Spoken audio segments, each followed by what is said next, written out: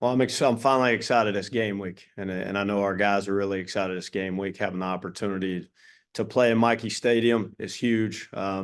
Finishing our last scrimmage, there's some things that thought we did well, but some things that we really needed to clean up, which I think we started that process today. We're really excited to have the opportunity to get in Mikey Stadium and open this season. And how do you feel your offense? Is it installed the way you wanted it? Has it changed? Did you make some changes, find new things during the summer camp? Yeah, I think it's really come along and evolved over time since spring, and really fine tuning the things that, fit and the things that we can do to be successful. And each game plan changes from week to week. That's pretty common in college football, but I'm really excited about our package. I'm excited of how we've grasped those things, limiting missed assignments and those things is evident the closer we get to game time. So I'm excited about that, but there's always room to build and things that we can continue to get better at in terms of the package and things that can help us down the road. I'm excited where things are right now. And just watching the scrimmages, you've got a number of backs who are accelerating with the ball, running, making plays. As you know, Short, Samari Howard, of course, Kanye Udo, and Jake Rendina. David Clark's made a whole bunch of plays in the preseason.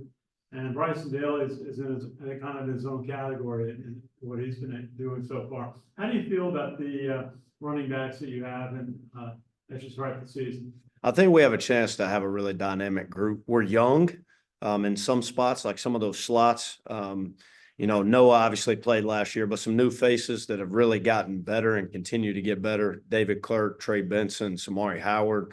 Those guys are coming into their sophomore year and coming into their own and have really gotten better from week to week. And then the veteran group, Miles Stewart, Hayden Reed, Kanye Udo coming back, Jake Rendina coming back. And then Hayden Reed having the flexibility to do a lot of different things. You'll see him at multiple positions, which he's a really good football player and he can handle that. But I'm really excited about the group as a whole. And like always, we got a lot of room to work and continue to get better. And everybody has a specific skill set that they're continuing to hone in so they can become a complete back. But I'm really excited about the group as a whole.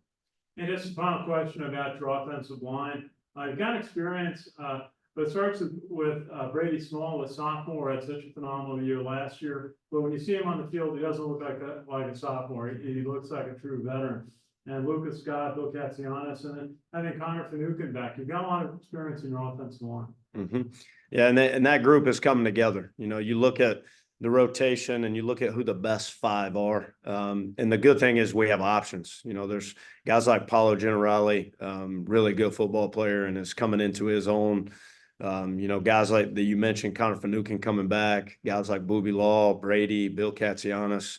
But even young guys like Henry Appleton in the fold. But, that group is in the leadership of Lucas Scott, the leadership that Connor Finucane brings back in that room. And he's done a phenomenal job embracing his new role and coming back and really just being a steady guy. And I'm really excited to have him back. But I think the sky's the limit with that group. And they'll continue to get better. Each week they've continued to get better. But I'm really excited about them as a whole and excited about their future. Thanks, Coach. Absolutely. Hey, Coach Worley, Joe Icono with GoBlackKnights.com. Talking about growth and areas for improvement, what do you think is maybe the number one thing that you'd like to see your offense improve both Friday night at your first game and then kind of really focus on continually throughout the season to really get to where they need to be? I think the biggest things, especially things that I lose sleep over in first game, is ball security, playing clean, avoiding pre-snap penalties. Those crept in the other night in the scrimmage. Anytime you go behind the chains and it's 1st and 15, 2nd and 15, that's hard to overcome. So really challenging guys, pre-snap penalties, being focused, protecting the football and playing our brand of football. In a lot of ways being risky, not reckless, but really being smart with how we make decisions, and especially at the quarterback position and guys, anybody who has an opportunity to touch the football, being smart in ball security. But I think every coach is probably on the same page going into a first game. You know, that's stuff I lose sleep over, contacts and being able to protect the football, and really just eliminating some of the pre-snap stuff that we can control. If we can control the things we can control, I think we'll have an opportunity to play clean and be competitive week to week. If we don't and we shoot ourselves in the foot, we're not going to have a shot. So those are the things that I really hone in on, and things that we really got to continue to get better in those facets, so we can control what we can control, and eliminate some of the mistakes. It's hard enough to play the opponent, and the opponents that we're going to play, but we can't have Army beating Army. Absolutely. And what or who would you say has been kind of the most pleasant surprise of the last 4 weeks for you as an offensive coordinator? That's probably a tough one. You know, guys that stand out, I think, you know, and we mentioned them, but some of those slots, Samari Howard, has really stood out in a lot of areas. He's a gritty kid. I recruited him from Temple, Texas. He gives us flexibility. He's physical. You know, he hit 22 on the GPS the other day. We track all that technology, but he's made plays in the pass game. He's made plays in the run game. He's good at the point of attack. But he's shown up and done some really good things. I'm excited about him.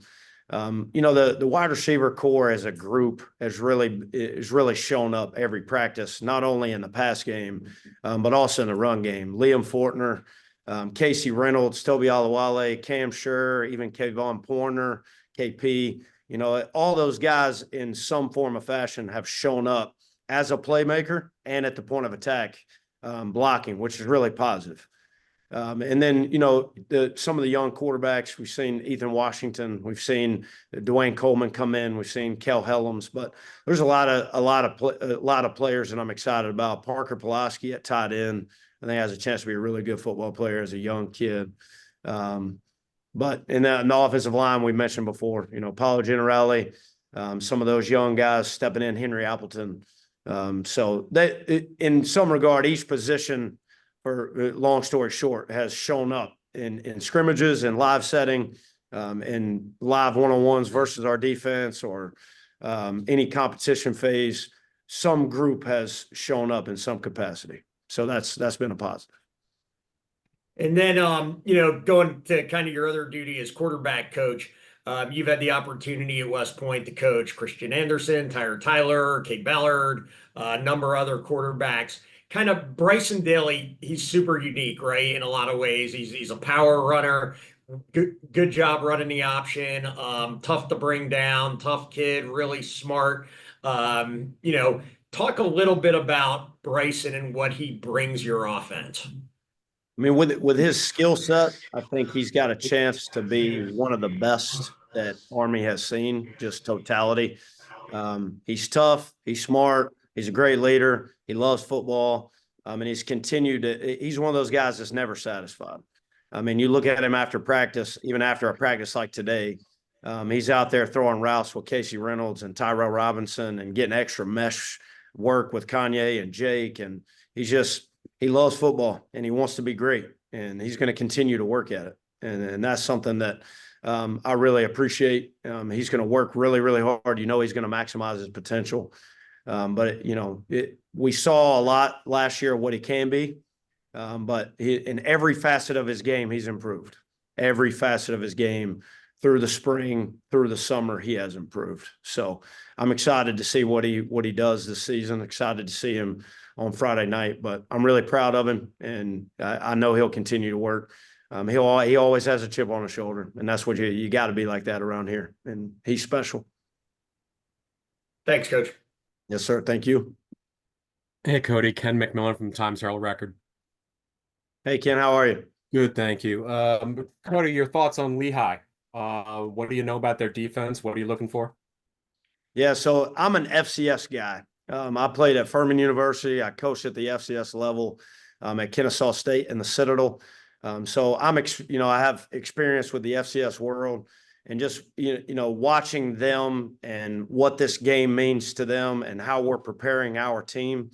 I think, you know, people look at the FCS and the FBS matchups. I've never looked at it any different than an opportunity to play and win a football game. And that's the truth, because I've been on the other side. I've been on an FCS program that has beaten FBS teams. I've seen what that looks like. You know, you watch a team like Montana State, you know, beat a New Mexico this past weekend. It happens every year. Okay, so we're not taking anything lightly. I think they have a talented defense. They got some guys coming back, linebacker and safety, who I think are two really good players returning back for them that are going to be on the Patriot League All-Conference team. Some guys up front, you know, and you know, they play an even front, they play a 4 down, which we're not really accustomed to. We get some of that out of our defense, but you know, having a transition to some even front stuff, and they're multiple and they can do different things. So, you know, I think we've got to continue to hone in on the game plan, just moving forward with them. But they've got some really talented players, you know, and it's not just Patriot League players. They've got some good football players for sure that are talented. How comfortable are you going into the opener for an opener? I mean, I know you're going to get more comfortable as the year goes on, but you feel good heading into this as far as being prepped? I do, you know, and we've had you never feel completely like we've got it and we've arrived. But we've been practicing a lot of the game plan for multiple weeks now. That was one of the things of having a longer camp. It allowed us to really get ahead in a lot of aspects, not just Lehigh, but a lot of different things that we could throw at them over the course of a camp. But I feel comfortable where we are right now, you know, with the game plan, with things that we got to continue to hone in on this week. But a lot of the things that we did today, we've done multiple times over the course of the last 3 weeks, and really just continuing to get reps, piecemeal everything together, you know, continue to correct the mistakes that we made today and build into tomorrow. But I'm confident enough for where we are right now, but we still have a lot of work to do, if that makes sense. Absolutely. Obviously, a lot of talk is on Bryson starting, but can you give us a little taste of the backup race? You know, how's Dwayne and Cole, Mr. Helms and Ethan Washington coming along? Yeah, Dwayne Coleman's doing a great job. He's been steady Eddie every opportunity he's had in interactions and scrimmages. He's made plays, and he's doing a better job of operating. You know, he's a guy that I trust. The mental part of the game is really slowed down for him. And he always has an opportunity. He can make splash plays. He can execute the offense. So I'm pleased with him. I think the most improved player in the room from spring until now is Kel Helms. And obviously a guy like Ethan Washington, you saw some of him in fall camp. Didn't have him in the spring. He's a freshman, but really excited about him. Really excited about really both of those guys. Ethan is way ahead of probably any freshman that I've coached, to be honest, since I've been here. So, he's got a lot of work to do, but he's a really talented kid, and I'm really excited about his future. So, I feel really good about the room. There's guys that I can trust, guys that can do some good things, and guys that continue to push and get better every day. Last thing for you, Cody. Obviously, you've been around the team for a long time. You had the opportunity to be OC last year, but is there a different feel? This is your job. This is your debut on Friday. Do you feel a little bit more tension, nerves, anxiety, happiness? What? I think obviously it means a lot. So, if you're not nervous before a game in the right way, something's probably wrong with you. But, once we get to kick off and you have the opportunity to kind of settle in, I think, those things you get into game mode and you get into calling plays and you get in the comfort zone, and, correcting mistakes and getting through things. I'm excited for the opportunity. And luckily, you're right. It's my first year as offensive coordinator, but I'm in a fortunate position. I've actually called games before. So I've called 2 games before, so it won't be the first time that I've called a game.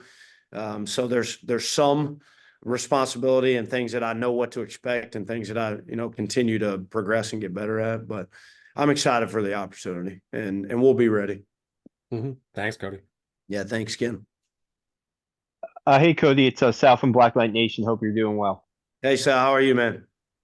I'm good. Just one question on your vision of this offense. Do you see this offense being the grinding the clock type of offense, or do you think there's some chunk plays in the offense with the talent that you have? I think the goal is always to be efficient and explosive. And sometimes efficient means, 12 play drive, and explosive means 1 play drive.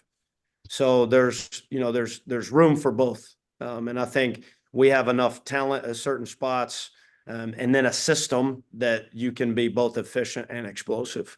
And that's what we would like to be. So creating explosion plays, there's a lot of different ways that those things can be produced.